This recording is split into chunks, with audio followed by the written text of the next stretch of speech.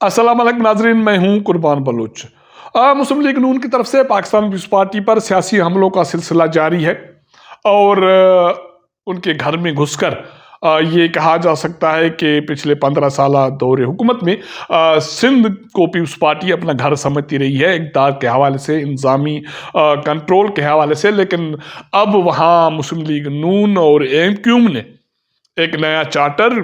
دیا ہے جس میں دونوں جماعتوں نے فوری طور پر فی الحال اپنے آپ کو پاکستان پیپلز پارٹی کے متبادل کے طور پر اپنے آپ کو پیش کیا ہے۔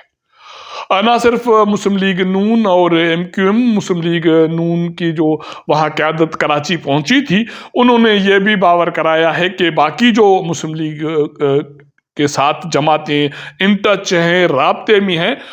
وہ ساری پاکستان پیپلز پارٹی کی متبادل طور پر آنے والے انتخابات میں حصہ لیں گی، جس میں JUI شامل ہے اور GDA شامل ہے، مسلم لیگ فنکشنل شامل ہے۔ اب سوال یہ اٹھتا ہے کہ جو اعلانات MQM اور مسلم لیگ نون کی قیادت نے کراچی میں بہادر آباد میں کیے، وہ اعلانات تو بہت سنہری خواب تو عوام کے لیے ہیں، لیکن بات یہ ہے کہ یہ جو خواب ہے، یہ جو چارٹر ہے، وہ پورے سندھ کے لیے ہے یا سندھ کے مخصوص علاقے کے ساتھ ہے یا ایریا کے ساتھ ہے، یا یہ کہا جا سکتا ہے کہ MQM جو ہمیشہ یہ کہتی رہی ہے کہ وہ شہری سندھ کی نمائندگی کرتی ہے، تو یہ جو خواہش ہے وہ صرف شہری سندھ کی پوری تو ہوگی، لیکن باقی جو سندھ ہے اس کا کیا بنے گا؟ ایک عرصے سے سوال یہ تھا کہ سندھ میں متبادل قیادت نہیں ہے پاکستان پیپلز پارٹی کے مقابلے میں، جس کی وجہ سے پاکستان پیپلز پارٹی کو کسی چیز کی پرواہ نہیں ہے۔ وہاں گورننس اچھی نہیں چل رہی، وہاں کرپشن کے الزامات ہیں، وہاں جو ترقیاتی پروجیکٹس ہیں ان کے معیار کے حوالے سے سوالات اٹھائے جا رہے تھے، وہاں بیوروکریسی کی کارکردگی کے حوالے سے سوالات تھے۔ تو اب یہ جو آج کراچی میں نئی ڈیولپمنٹ ہوئی ہے، اس کی روشنی میں مسلم لیگ نون کے جو رہنما ہیں یہ وہاں پہنچے تھے، قیادت پہنچی تھی، خواجہ سعد رفیق، ایاز صادق اور باقی رہنما، ان کی ملاقات بہادر آباد میں MQM کی قیادت سے ہوئی۔ ڈاکٹر خالد مقبول اور باقی جو رہنما بھی موجود تھے۔ اس کے بعد اہم جو اعلانات ہوئے اور جو باڈی لینگویج تھی قیادت کی، اس سے یہ لگ رہا تھا کہ ان کو یہ یقین دہانی کرائی گئی ہے یا ان کو قوی یہ یقین ہے کہ آنے والے انتخابات میں یہ جو مسلم لیگ نون اور باقی جو اتحادی جماعتیں ان کے ساتھ ٹچ میں ہیں وہ انتخابات نہ صرف جیتیں گی، لیکن انہوں نے جو نکات طے کیے اس سے یہ لگ رہا ہے کہ یہ جماعتیں کوئی 2/3 میجارٹی سے انتخابات جیتیں گی۔ وہاں جو پریس کانفرنس ہوئی اس میں خواجہ سعد رفیق کا یہ کہنا تھا کہ کراچی میں جو ملاقاتیں ہوئیں وہ GDA کے سربراہ پیر پاگارہ سے ہماری ملاقات ہوئی، آنے والے دنوں میں مزید اس کے حوالے سے پیش رفت ہوگی۔ JUI کے صوبائی قیادت سے ملاقات ہوئی ہے اور جن کے ساتھ ہماری پہلے سی مفاہمت موجود ہے۔ اس کا مطلب ہے کہ نون لیگ اور JUI کے معاملات تو پہلے سے طے ہیں، اور میرے اطلاع کے مطابق GDA اور مسلم لیگ نون کے معاملات بھی پہلے سے طے ہیں۔ باقی صرف باضابطہ جو نکات ہیں وہ طے ہونے ہیں اور اس کا اعلان ہونا ہے، کیونکہ جو مسلم لیگ نون کے رہنما کراچی میں پیر پاگارو صاحب سے ملاقات انہوں نے کی ہے، انہوں نے میاں نواز شریف کا ان کو پیغام پہنچایا ہے، اور اسی کی روشنی میں پیر پاگارو GDA کے جو باقی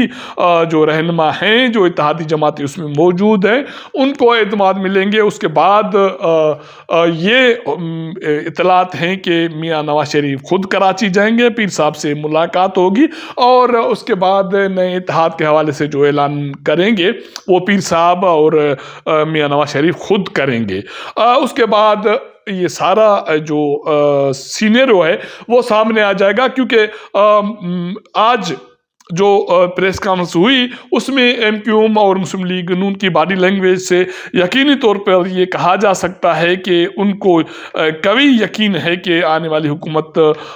मरकज़ में भी वो बनाने जा रहे हैं, और उन जो मैसेजेस दिए उसमें तो ये भी लग रहा था कि अभी तक उनके शायद जहन में ये भी है, गलतफहमी भी हो सकती है और खुशफहमी भी हो सकती है कि सूबे में भी वही हुकूमत बनाने जा रही है। फिलहाल तो ये एक चीज़ मौजूद है तासुर के मुस्लिम लीग नून लाडला जमात बन गई है और मियां नवाज शरीफ लाडले बन गए हैं। इसके हवाले से इतलात ये हैं कि मियां नवाज शरीफ ने अपनी पार्टी को ये हिदायत दी है कि जो पार्टी पे ये दाग लगा है या उस पर ये दाग है कि वो लाडला है, इसको मिटाने की कोशिश की जाए। एक तरफ तो ये हिदायत है, दूसरी तरफ ये बात आलम आश्कार है और ये तासुर मौजूद है कि मुस्लिम लीग नून बाप के ज़रिए बलूचिस्तान को फतेह करना चाहती है और भाई लोगों के ज़रिए सिंध को। अब तो न सिर्फ सिंध में भाई लोग, बाकी जो जमातें हैं JUI के हवाले से ख्वाजा साद रफ़ीक ऐलान कर चुके कि पहले से मफाहमत मौजूद है। मौलाना फजल रहमान भी पहले ये इशारा दे चुके कि आने वाले इंतखाबात में इत्तेहाद नून लीग से होगा और GDA वाले भी शामिल होंगे। लेकिन बात ये है कि बाकी जो सियासी जमातें हैं उनका जो रद्द-ए-अमल इस हवाले से होगा या जो नुकात मुस्लिम लीग नून और MQM के दरमियान तय हुए हैं, तो क्या सवाल ये उठता है कि उनको ये यकीन दहानी किसने करवाई कि ये जो आने वाली हुकूमत है उनकी वो 2/3 मेजॉरिटी से होगी। क्योंकि जो ऐलानात हुए उन्होंने उनमें आइन को आम आदमी के हुकूक का तहफ़्फ़ुज़ बनाने का, आइन बनाने का ऐलान किया है और वो कहते हैं कि जो जमहूरियत होगी वो अवामी होगी और जो माली वसाइल हैं उनकी तकसीम को मुनसफ़ाना बनाया जाएगा। जहाँ भी बलदियाती इंतखाबात या बलदियाती सिस्टम मौजूद नहीं होगा वहाँ आम इंतखाबात नहीं होंगे। और उसके साथ साथ वो ये कहते हैं कि आने वाले दिनों में जो निज़ाम अदल है उसमें रिफॉर्म्स के हवाले से मुज़ाकरात होंगे और एहतसाब के हवाले से मुज़ाकरात होंगे, ब्यूरोक्रेसी में रिफॉर्म्स लाए जाएंगे। ये वो सारे नुकात हैं जो इस सूरत हाल में मुमकिन होंगे जब कोई भी जमात आने वाले इंतखाबात की रोशनी में 2/3 मेजॉरिटी रखती हो, वो आइन में तरमीम करे, उसके बाद ही ये मामलात आगे बढ़ सकते हैं। कोई बुराई नहीं है अगर माली वसाइल की जो तकसीम है वो मुनसफ़ाना हो वफाक के दरमियान और सूबों के दरमियान, और सूबों में उसकी जो यूटिलाइजेशन है वो भी मुनसफ़ाना होना चाहिए। इस हवाले से जो ऐलान हुआ वो ये है कि जो सूबाई फिनांस कमीशन है और उसको यकीनी बनाया जाएगा, जोड़ा जाएगा नेशनल फिनांस कमीशन से। इसका मतलब है कि जो नेशनल फिनांस कमीशन के ज़रिए वफाक से सूबों को माली वसाइल मुंतकिल होंगे और फिर